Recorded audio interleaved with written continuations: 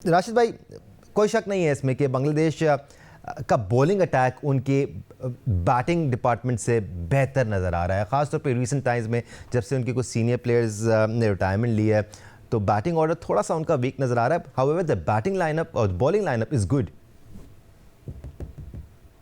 Bowling lineup इनकी हाँ पहले भी अच्छी रही है, लेकिन बैटिंग में कुछ प्लेयर अगर T20 में अच्छी फॉर्म में हो, तीन बैट्समैन भी अगर अच्छी फॉर्म में हो, तो ऐसा टोटल इन पिचेस पे आ सकता है 150 160 से ज्यादा भी, तो डिफेंड कर सके। तो यहाँ पे लिटन दास अच्छी फॉर्म में, 4 मैच में तीसरा 50 है, और हेडरॉय भी अच्छी फॉर्म में लग रहे हैं, वो तो अच्छा खेलते हुए आ रहे हैं।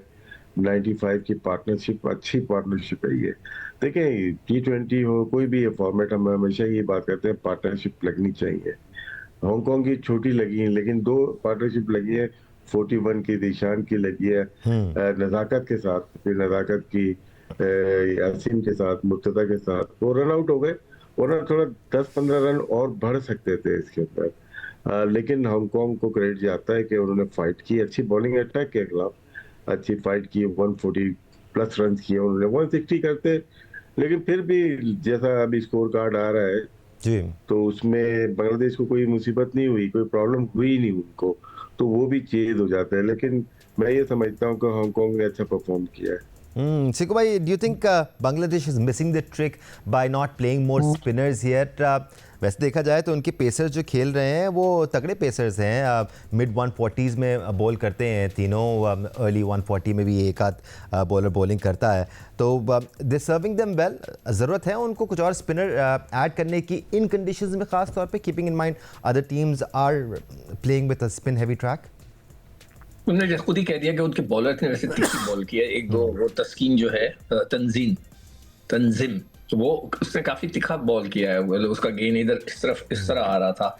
मगर एक चीज है, वो चाहे तो वो ऐड कर सकते हैं मेरे ख्याल से। देखें इनके जो ग्रुप है ना, इसमें 3 बड़ी टीमें हैं, अफगानिस्तान, श्रीलंका और बांग्लादेश। इनके लिए रन रेट बहुत इंपॉर्टेंट है, तो इस लिहाज से बांग्लादेश ने अपने रन रेट को इतना मेंटेन नहीं किया जैसा कि उनको करना चाहिए था। इसलिए अभी श्रीलंका जब मैच खेल लेगा तो फिर रन रेट सारे आ जाएंगे।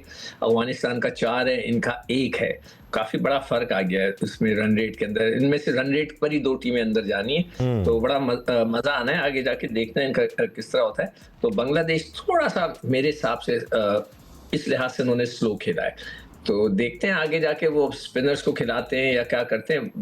दोनों बॉलर्स ने उनकी अच्छी गेंद की, इतनी बुरी गेंदें नहीं की है। अहमद, जिस तरह सिकू भाई कह रहे हैं कि नेट रन रेट पर भी यह मामला आ सकता है इस ग्रुप में, ख़ास तौर पे क्योंकि 3 टीमों के दरमियान मुकाबला है। आखिरी मराहल में 2 विकेटें गिरा दी उन्होंने, वरना पेस भी ठीक ही चल रही थी। जहां टेम्पो बढ़ाने की कोशिश की वहां विकेटें गिरती रही बांग्लादेश की, जिसकी वजह से शायद उनको नुकसान हो आगे चल के। देखिए शायद एक्सपेक्ट नहीं किया जा रहा था कि यूएई के अंदर हांगकांग जो है 140 प्लस स्कोर करेगा, और लेकिन उन्होंने किया। हाँ, उनकी बॉलिंग में उस तरह का कोई वेनम नज़र नहीं आया कि जो कि विकेटें ले सके और विकेट टेकिंग बॉल क्रिएट कर सके, लेकिन 140 प्लस स्कोर उन्होंने लगा दिए थे। इसलिए हम कहते हैं कि जब आप इस तरह के इवेंट्स के अंदर आते हैं तो आप किसी भी टीम को लाइट नहीं ले सकते हैं। कोई भी टीम किसी दिन कुछ भी कर सकती है। जिस तरह अभी सिक्कू भाई ने बोला कि रन रेट बहुत इंपॉर्टेंट फैक्टर है, उन्होंने बोला कि बाद में जाके रन रेट पे बात आएगी, तो फिर एक तरफ अगर रन रेट एक इंपॉर्टेंट फैक्टर है, फिर दूसरी तरफ किस तरह कोई टीम से आप एक्सपेक्ट करते हैं कि वो टूर्नामेंट के अंदर एक्सपेरिमेंट करे या चांस ले या दूसरों को खेलने का। तो मेरे ख्याल से ये वो टाइम होता है कि जहाँ पे जो प्लेयर सेट होते हैं, हर प्लेयर को टाइम चाहिए होता है इवेंट के अंदर, पिच टाइम चाहिए होता है, बहुत जरूरी होता है उसके अपने कॉन्फिडेंस के अंदर। सो इम्पोर्टेंट था, और ये शो किया आज हांगकांग ने कि आप किसी भी चीज को लाइट नहीं ले सकते हैं। और दूसरी तरफ कमांडिंग परफॉर्मेंस थी बांग्लादेश की बैटिंग की तरफ से, अच्छा खेले हैं लिटन दास जो है, जबरदस्त इनिंग खेली है, कॉन्फिडेंस के लिए बहुत इंपॉर्टेंट हो गए इनके। और बांग्लादेश का जो इनके अगर स्टॉक बॉलर देखें, मुस्तफीज है और तस्कीन है, तो अगर अब तो शाकिब इनके पास मौजूद नहीं है। मेहदी हसन बांग्लादेश के अंदर जो है वो बड़े डेंजरस बॉलर हैं, लेकिन बांग्लादेश से जैसे ही थोड़ा सा बाहर निकलते हैं इंटरनेशनल क्रिकेट में तो वो थोड़ा सा अंडर प्रेशर लगते हैं, लेकिन डोमेस्टिक में बहुत जबरदस्त बॉलिंग करते हैं। सो ये 2-3 बॉलर्स हैं इनके पास, इन पे रिलाई करेगी उनकी बॉलिंग। तो अगर तो बैटिंग ने साथ दिया, सो बांग्लादेश भी इस तरह की क्रिकेट खेली है कि on the given day they can beat any team. Rashid भाई, हांगकांग चाइना की बात करें, यूएई की बात करें, ओमान की बात करें, ये वो टीमें हैं जिनको इतने मौके मिलते नहीं हैं कि बड़ी टीमों के खिलाफ खेलें, यहाँ तक कि आए हैं क्वालिफाई करके। तो इन टीमों के लिए अच्छा लर्निंग कर्व है ये। They probably not winning, looking to win. हाँ, इरादा यही होता है जब आप ग्राउंड में एंटर होते हैं कि आपने जीतना है, बट बड़ी टीमों के खिलाफ खेलेंगे तो आपका गेम इम्प्रूव होगा। और ये कुछ और मेन स्ट्रीम टीमों के लिए भी कहा जा सकता है कि वो मेरे ख्याल से अपनी स्केड्यूल में जो साल का बनता है उसमें बड़ी टीमों के खिलाफ खेलेंगे तो और गेम बेहतर होगा। जी, इनको बहुत फायदा पहुंचना चाहिए। एसोसिएट तो खेलते रहते हैं ये लोग, इनका एक अलग वर्ल्ड कप होना चाहिए एसोसिएट का, एक हो ना, उसमें भी चैंपियन बने ये लोग। ये क्वालिफाइंग Good राउंड ही idea. खेलते रहते हैं, वेरी गुड आइडिया। ये क्वालिफाइंग राउंड ज्यादा खेलते रहते हैं।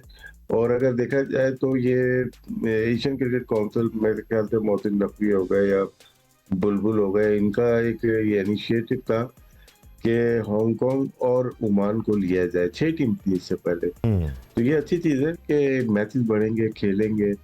और उसके बाद वर्ल्ड कप आने वाला है, उसके भी शायद क्वालिफाइंग राउंड चल रहे होंगे साथ में, वहाँ टीम ज्यादा खेल रही होती है, तो उनको वहाँ पे ये फायदा होता है। लेकिन ये जीत नहीं सकते, मुझे भी पता है, आपको भी पता है। पाकिस्तान, इंडिया, बांग्लादेश, अफगानिस्तान, श्रीलंका से लोग गए हुए होते हैं।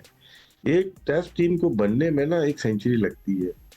आप उठा के देख लो, जितनी भी टीम्स हैं, एक बड़ी टीम बनने में, पाकिस्तान, इंडिया, बांग्लादेश, श्रीलंका, ये तो एक ही मुल्क था ना एक पहले तो। उसके बाद यहीं पे क्रिकेट थी। अफगानिस्तान एक ऐसा मुल्क है जिसको बहुत फायदा हुआ है कि बहुत जल्दी वो इंटरनेशनल क्रिकेट में आ गई है। वरना हम ये बात करते हैं, ओमान की बात करते हैं, हांगकांग, ये भी हमारे ही लोग हैं। सऊदी अरब हो जाए, इतना आसान ना होगा इनके लिए। हाँ, नमीबिया है, वो ऊपर आ सकती है, कीनिया ऊपर आई थी, उनके अपने प्लेयर हैं। लेकिन फिर भी कोशिश कर रहे हैं एशियन क्रिकेट काउंसिल वाले भी, आईसीसी वाले भी, कि क्रिकेट को फरोग दिया जाए और जो पैसा आ रहा है वो बराबरी में तकसीम किया जाए। और फर्क पड़ता है, ऐसा नहीं है, फर्क पड़ता है, और क्रिकेट की ग्रोथ में फर्क पड़ता है। हाँ, वो क्वालिटी नहीं आ रही, वो इतनी आसान नहीं है, लेकिन फिर भी T20 के फॉर्मेट में फर्क तो पड़ रहा है। सिक्कू भाई, हम बांग्लादेश की बॉलिंग की तारीफ तो कर ही रहे हैं, लेकिन जो मौजूदा इनका बैटिंग डिपार्टमेंट है वो इतना इम्प्रेसिव लगता नहीं है। उसमें यंगस्टर्स हैं, एक लिटन दास हैं जो कि थोड़ा सा कमांडिंग अंदाज में इनिंग्स को लेकर आगे बढ़ते हैं, बट अगर बड़ा टोटल लग जाता है तो ये साइड स्ट्रगल करती है अगेंस्ट बेटर साइड्स। नहीं, वो तो सब भी करते हैं। दुनिया की सारी टीमें अच्छी टीमों से टकराती हैं, ना कहीं प्रेशर तो आ ही जाता है। मगर आई डोंट नो व्हाई आज का जो भी इनका कोच है उसने क्यों नहीं जो नेट रन रेट है उसकी बात की, उसने क्यों नहीं इन बैट्समैनों को बोला कि थोड़ा सा एक्सेलरेट करो जल्दी। मतलब ये कि अभी इन्होंने किए हैं शायद 17वें ओवर में, कोशिश करना चाहिए था 15 ओवर में, 14 ओवर में, कहीं ना कहीं एक जगह पर थोड़ा सा एक्सेलरेट करना चाहिए था। इसलिए इतनी बड़ी टीम नहीं है ये हांगकांग की कि जिसके ऊपर आप प्रेशर नहीं डाल सकते हो उनके बॉलर्स के ऊपर। यहाँ पर उनके बैट्समैनों ने, जैसे आप कह रहे हो ना, इतनी मैच्योरिटी नहीं दिखाई और इनकी स्ट्रेटेजी इतनी मजेदार नहीं बनी ड्रेसिंग रूम के अंदर कि हमने किस तरह खेलना है। तो खैर, खेलते अच्छा है ये लड़के, बहुत अच्छा खेलते हैं, मगर देखेंगे अभी श्रीलंका से जो मैच शुरू होगा ना, फिर हमें थोड़ा सा पिक्चर क्लियर हो जाएगी कि कौन किस जगह पे खड़ा है। फिर उन्हें रन रेट बेहतर करने के लिए इनके बैट्समैनों को बहुत अच्छी बैटिंग करनी पड़ेगी। तो देखते हैं वो कवर करते हैं या नहीं करते हैं।